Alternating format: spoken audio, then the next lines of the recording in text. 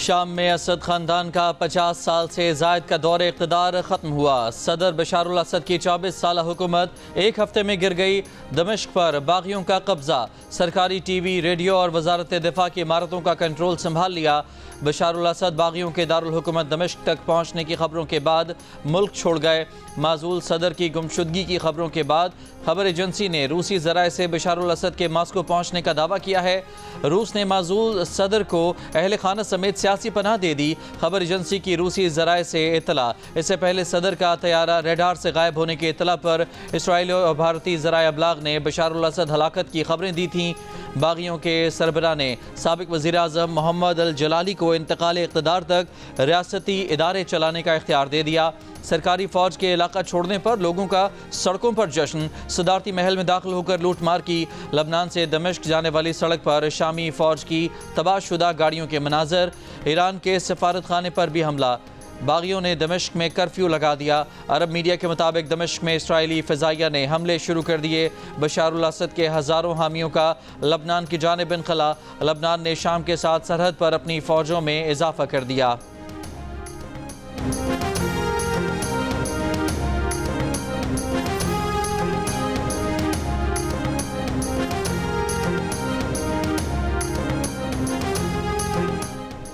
اسرائیلی فوج شامی خانہ جنگی سے فائدہ اٹھانے شام کے اندر داخل ہو گئی۔ اسرائیل نے گولان کے مقبوضہ پہاڑیوں سے آگے بفر زون میں فوج تعینات کر دی۔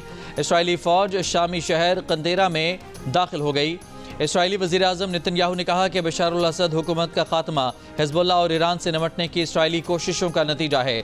اسرائیل کسی دشمن فورس کو اپنی سرحدوں پر پنپنے نہیں دے گا۔ اسرائیلی حکام کا کہنا ہے کہ باغیوں کو بشار الاسد کی فوج کے اسلحے پر قبضے سے روکنے کی کوشش کریں گے۔ شامی باغی اسرائیل کے ساتھ جنگ کی صلاحیت نہیں رکھتے۔ اسرائیل کی شام کے مختلف مقامات پر بمباری بھی جاری۔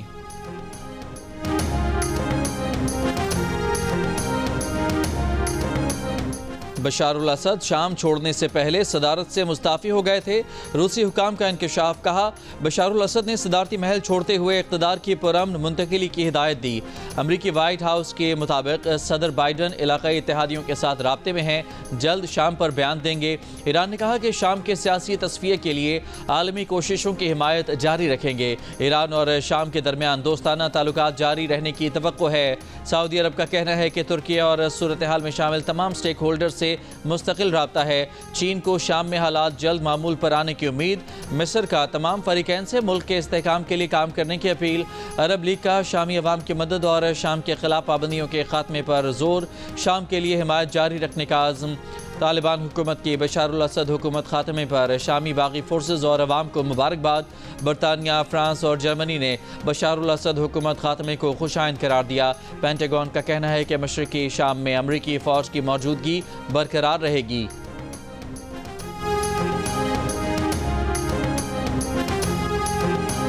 شام کے دارالحکومت دمشق کے قریب خواتین اور بچوں سمیت 300 سے زیادہ پاکستانی زائرین محصور۔ کھانے پینے کی اشیاء ختم ہونے لگیں۔ زائرین کی حکومت پاکستان سے مدد کی اپیل۔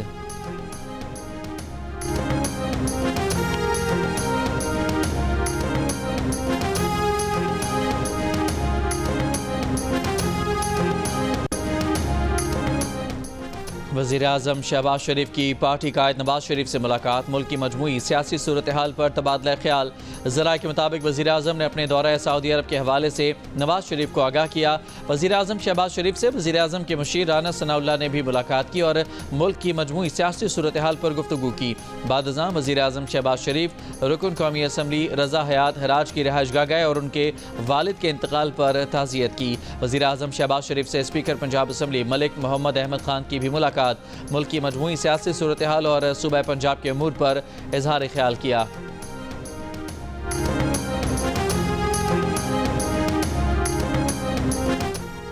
مولانا فضل الرحمان نے کہا ہے کہ مدارس رجسٹریشن کے معاملے پر اتحاد المدارس کا اجلاس بلا کر متفقہ رائے عمل دیں گے۔ 17 تاریخ کو اگر اسلام آباد مارچ کا فیصلہ کر لیا تو کوئی ہمارا راستہ نہیں روک سکے گا۔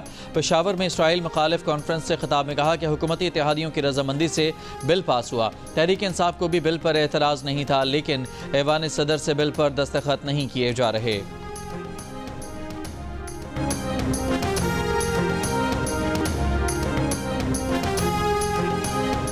جے یو آئی کے رہنما کامران مرتضیٰ نے دعویٰ کیا ہے کہ مدرسہ رجسٹریشن بل پر حکومت اور جے یو آئی کے درمیان ڈیڈ لاک خاتمے کے قریب ہے اور دونوں فریقین کے لیے ون ون سچویشن ہوگی۔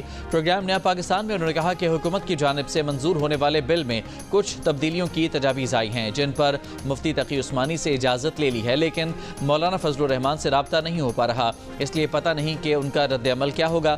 حکومت کی تجویز یہ ہے کہ جو مدرسہ چاہے وزارت تعلیم سے رجسٹریشن کرا لے اور جو چاہے وہ ہمارے بل کے مطابق سوسائٹیز ایکٹ کے تحت رجسٹریشن کروا لے۔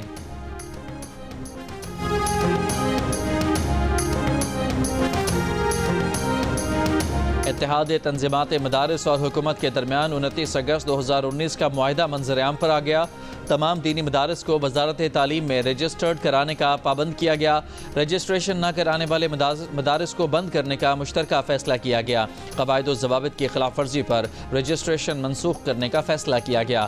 مدارس کو بینکوں میں اکاؤنٹ کھولنے کا بھی پابند کیا گیا۔ معاہدے میں یکساں نصاب کے اہداف طے کیے گئے۔ حکومت نے مالی امداد اور وسائل کی فراہمی کی بھی یقین دہانی کرائی۔ اتحاد تنظیمات نے مدارس کو وزارت تعلیم سے منسلک کرنے کے معاہدے پر دستخط کیے۔ معاہدہ پی ٹی آئی کے دور حکومت میں وفاقی وزیر تعلیم شفقت محمود نے کیا۔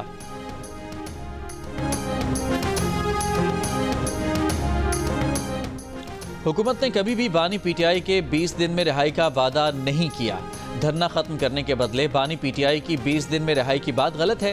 حکومت سے مذاکرات سے متعلق علیمہ خان کے بیان پر chairman P T I barrister Gohar نے تردید کر دی۔ جیو نیوز نے سوال کیا کہ علیمہ خان نے حکومت سے آپ کے مذاکرات کا ذکر کیا۔ علیمہ خان نے کہا کہ آپ نے بانی پی ٹی آئی کی رہائی کے لیے وقت بھی بتایا۔ بیرسٹر گوہر نے جواب دیا کہ ان کا 24 نومبر یا اس سے قبل حکومت سے نہ کوئی رابطہ ہوا، نہ بانی پی ٹی آئی سے ملاقات پر کوئی بات ہوئی۔ انہوں نے نہ تو رہائی سے متعلق کوئی بات کی اور نہ ذکر کیا۔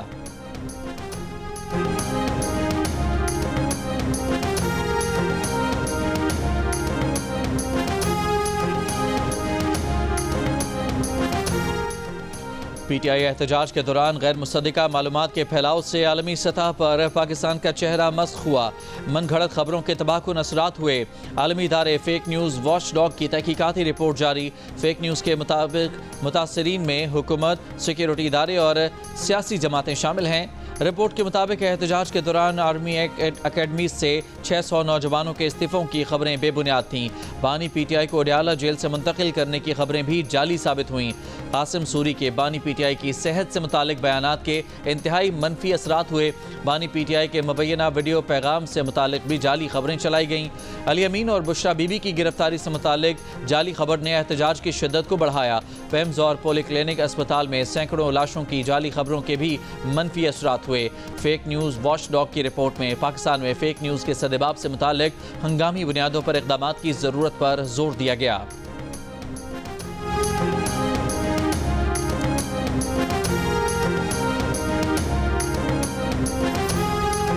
مطالبات نہ مانے گئے تو سول نافرمانی شروع کر دیں گے۔ تحریک انصاف کے عمر ایوب کی حکومت کو وارننگ۔ گرفتار کارکنوں کی رہائی اور 9 مئی کی جوڈیشل انکوائری کا مطالبہ۔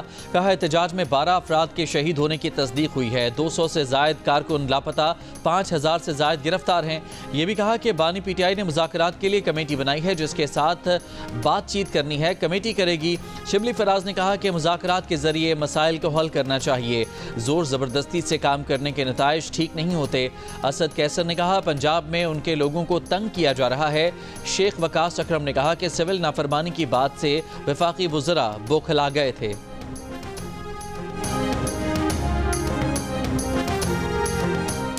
سول نافرمانی کی کال شرمناک ہے۔ نافرمانی اور تشدد کی سیاست کو عوام نے مسترد کر دیا۔ ملک میں انتشار کی اجازت نہیں دیں گے، جہاں انتشار ہوگا اس کے سامنے کھڑے ہوں گے۔ کرسمس کی خوشیاں مسیحی برادری کے ساتھ مل کر منائیں گے۔ وفاقی وزیر اطلاعات و نشریات عطا اللہ تارڑ کا FGA چرچ میں تقریب سے خطاب۔ کہا ایک جھوٹا بیانیہ بنایا جا رہا ہے، لاشوں کی سیاست کی جا رہی ہے، جو مرضی کر لیں، آپ کی دال نہیں گلنی۔ چیئرمین پیپلز پارٹی بلاول بھٹو کی صدارت میں پارٹی کی کمیٹی برائے قومی ایشوز کا ورچوئل اجلاس۔ کمیٹی آج حکومتی کمیٹی سے مذاکرات کرے گی۔ اجلاس میں وزیر اعلیٰ سندھ مراد علی شاہ، وزیر اعلیٰ بلوچستان سرفراز بگٹی، گورنر پنجاب سلیم حیدر، گورنر KP کے فیصل کریم کنڈی، سابق وزیر اعظم راجہ پرویز اشرف، شیری رحمان، احمد محمود، نوید قمر اور علی حیدر گیلانی شریک ہوئے۔ سینیٹر فیصل باوڈا کا کہنا ہے کہ PTI نے 14 دسمبر کی کال ملک کے لیے نہیں بلکہ فیض حمید کے لیے رکھی ہے۔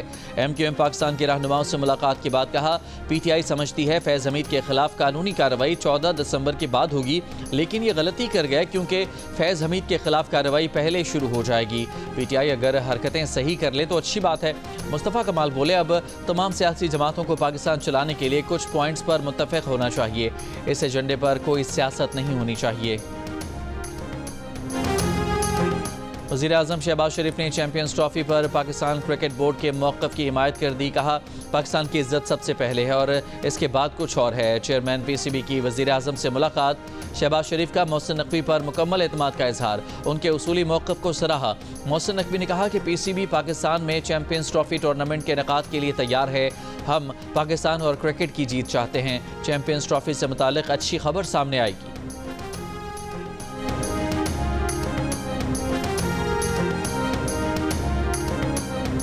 چین کی حکمراں جماعت کی دعوت پر وزیر اعلیٰ پنجاب مریم نواز 8 روزہ سرکاری دورے پر چین پہنچ گئیں۔ مریم نواز بیجنگ، شنگھائی، شنزن اور گوانگزو کے دورے کریں گی۔ وہ چین کے وزراء، اعلیٰ حکام اور ماہرین سے ملاقاتیں بھی کریں گی۔ وزیر اعلیٰ پنجاب چین میں مختلف تقاریب اور کانفرنس میں شرکت کریں گی۔ سابق سینیٹر پرویز رشید، سینئر صوبائی وزیر مریم اورنگزیب، وزیر اطلاعات اور ثقافت عظمیٰ بخاری اور دیگر رہنما ان کے ہمراہ ہیں۔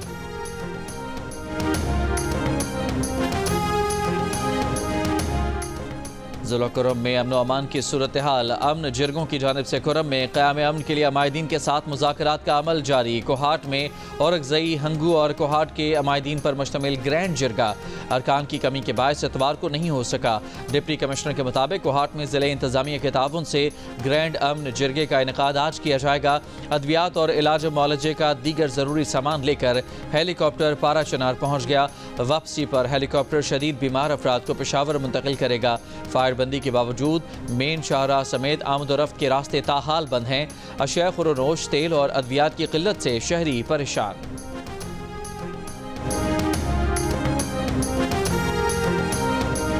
پاکستان میں 95% فارمیسی اور میڈیکل سٹور فارماسسٹ کے بغیر چل رہے ہیں۔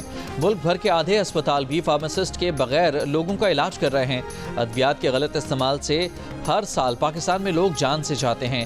ماہرین کا تشویش کا اظہار۔ کراچی میں ہونے والی میڈیکیشن سیفٹی کانفرنس سے خطاب میں drug regulatory authority of Pakistan کے چیف ایگزیکٹو عاصم رؤف نے کہا کہ ڈاکٹرز کی تربیت اس طرح نہیں ہوتی کہ وہ ادویات کا غلط استعمال روک سکتے ہیں۔ صرف فارماسسٹ کے پاس وہ اعلیٰ تعلیم اور تربیت ہوتی ہے کہ ادویات کا غلط استعمال روک کر لوگوں کی جانیں بچا سکیں۔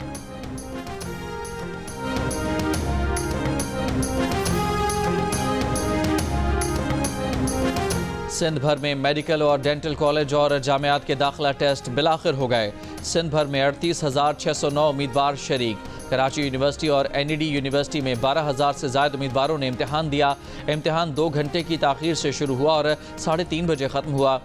صبح ٹیسٹنگ سروس کے مطابق بعض طلبہ کے سینٹر میں تاخیر سے آنے پر پرچہ 12 بجے شروع کیا گیا۔ والدین مسکن گیٹ کے باہر 3 گھنٹے ہلکان ہوتے رہے۔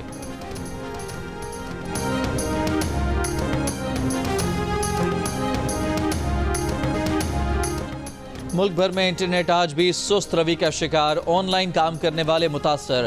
فری لانسرز کا دعویٰ ہے کہ انٹرنیٹ کی سست روی سے پاکستانیوں کو ملنے والے کام میں 70% کمی آئی ہے۔ ڈیجیٹل مارکیٹنگ بھی متاثر۔ فری لانسرز کا کہنا ہے کہ ان کے کلائنٹس اب دوسرے ممالک کی طرف منتقل ہو رہے ہیں۔ امیر جماعت اسلامی پاکستان حافظ نعیم الرحمان نے کہا ہے کہ ایک ہی صوبے کے 2 شہروں کی یونیورسٹیز کی فیسوں میں فرق بلا جواز ہے۔ گلشن اقبال کراچی میں الخدمت اور جماعت اسلامی کے تحت بنو قابل ٹیسٹ کے شرکاء سے خطاب میں انہوں نے مطالبہ کیا کہ سندھ یونیورسٹی اور کراچی یونیورسٹی کے طلباء کی فیس یکساں کی جائے۔ تقریب میں سابق گورنر اسٹیٹ بینک ڈاکٹر عشرت حسین نے بھی شرکت کی۔ کہا، بنو قابل میں ہزاروں طلباء و طالبات کو دیکھ کر خوشی محسوس ہوئی۔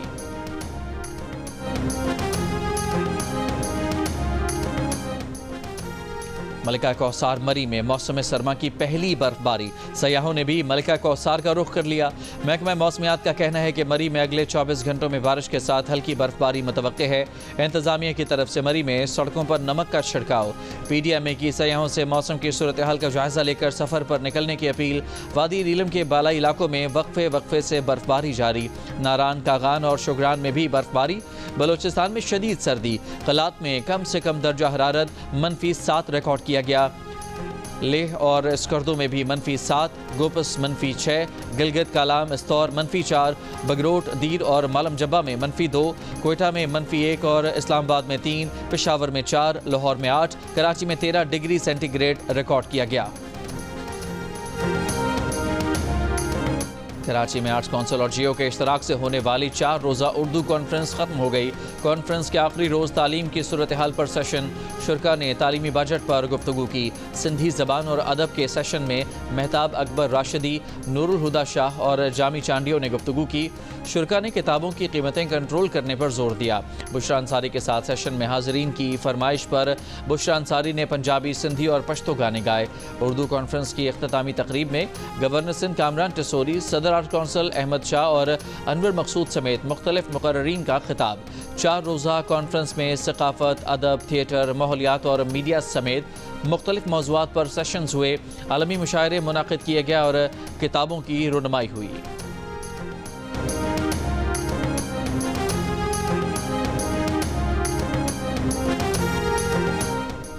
گورنر سندھ کامران ٹسوری سے اطالوی مشیر دفاع، سفیر اور قونصل جنرل کی ملاقات۔ گورنر نے کہا کہ پاکستان کے لیے اٹلی کی دوستی اور ہمدردی کو قدر کی نگاہ سے دیکھتے ہیں۔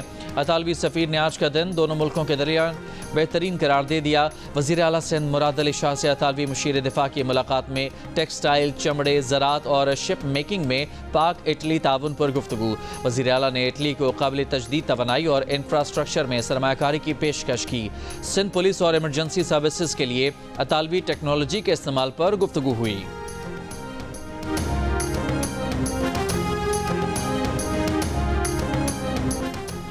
سفاری پارک کراچی میں گزشتہ رات اچانک مرنے والی ہتھنی سونیا کا پوسٹ مارٹم آج ہوگا۔ جانوروں کی بحالی کی تنظیم 4 پاز کے مشن ڈائریکٹر عامر خلیل کا 22 سال کی ہتھنی کی موت پر اظہار افسوس۔ جیو نیوز سے گفتگو میں کہا کہ حالیہ معائنے میں ہتھنی میں صرف پروٹین کی کمی رپورٹ ہوئی تھی۔ ڈائریکٹر سفاری پارک امجد زیدی کے مطابق ابتدائی طور پر موت کا باعث ہارٹ اٹیک لگ رہا ہے۔ میئر کراچی نے سونیا کے اچانک موت کی تحقیقات کا حکم دے دیا۔ سابق سفیر ملیحہ لودھی نے کہا ہے کہ کسی کو اندازہ نہیں تھا کہ شامی فوج باغیوں سے بالکل ہی لڑنے سے انکار کر دے گی۔ باغیوں کا دمشق پر قبضہ سیاسی زلزلے سے کم نہیں، یہ شامی حکومت کے اتحادیوں کے لیے بھی بڑا دھچکا ہے۔ بشار الاسد کی حکومت کے خاتمے سے مشرق وسطی میں فوجی اور سیاسی توازن میں بڑی تبدیلی آئے گی۔ جیو نیوز سے گفتگو میں ماہر مشرق وسطی امور منصور جعفر نے کہا کہ ماضی میں عراق، لیبیا اور افغانستان میں ایسے ہی حکومت تبدیلی کی کوشش کی گئی، لیکن وہاں استحکام نہیں آ سکا۔ شام میں بھی ایسے ہی مشکلات کا سامنا ہوگا۔ ماہر بین الاقوامی امور ہما بقائی بولیں، شامی باغیوں کی کمانڈ اور ڈسپلن بہت اچھا ہے، اسی لیے انہوں نے تیزی سے مختلف شہروں پر قبضہ کیا اور شامی فوج کو پیچھے دھکیلا۔ امید ہے کہ شام الیکشن کی طرف جائے گا۔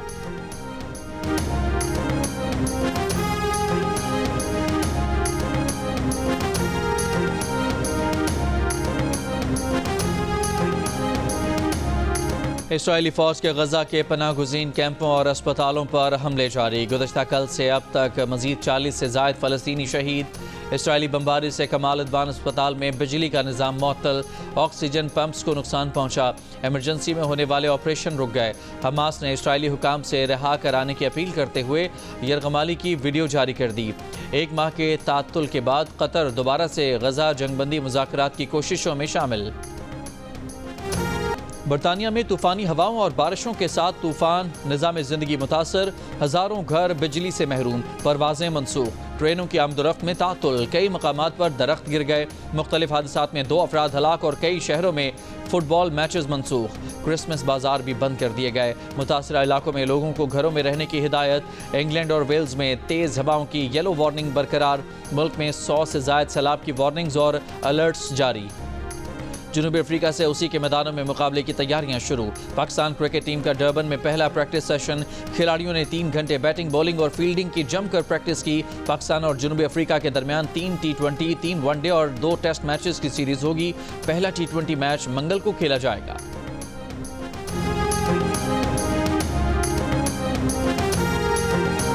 چیمپئنز T20 کپ میں پینتھرز نے ڈولفنز کو بآسانی 8 وکٹوں سے ہرا دیا۔ ڈولفنز نے 8 وکٹ پر 160 رنز سکور کیے۔ محمد حریرہ نے 37 اور محمد سلیمان نے 34 رنز بنائے۔ عماد بٹ نے 3 اور ابتسام نے 2 کھلاڑیوں کو آؤٹ کیا۔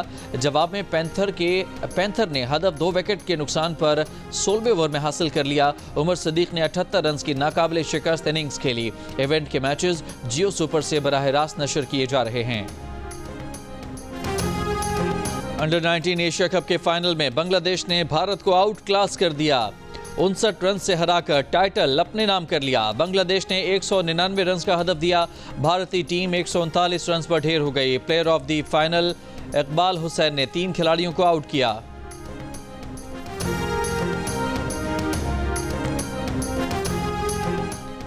ایڈیلیڈ میں پنک بال ٹیسٹ تیسرے ہی دن بھارت کی شکست پر ختم ہو گیا۔ آسٹریلیا نے 10 وکٹوں سے کراری شکست دے کر 5 میچز کی سیریز 1-1 سے برابر کر دی۔ دوسری اننگز میں بھارتی ٹیم صرف 175 رنز پر آؤٹ ہو گئی۔ کامیابی کے لیے کینگروز کو 19 رنز کا ہدف ملا، جو اس نے بغیر کسی نقصان کے حاصل کر لیا۔ 140 رنز کی شاندار اننگز کھیلنے والے Travis Head player of the match قرار۔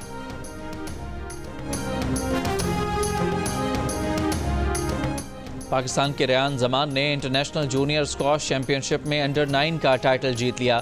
فائنل میں انہوں نے سائی ندیش کو 3 اسٹریٹ گیمز میں 11-7، 11-6 اور 11-3 سے مات دی۔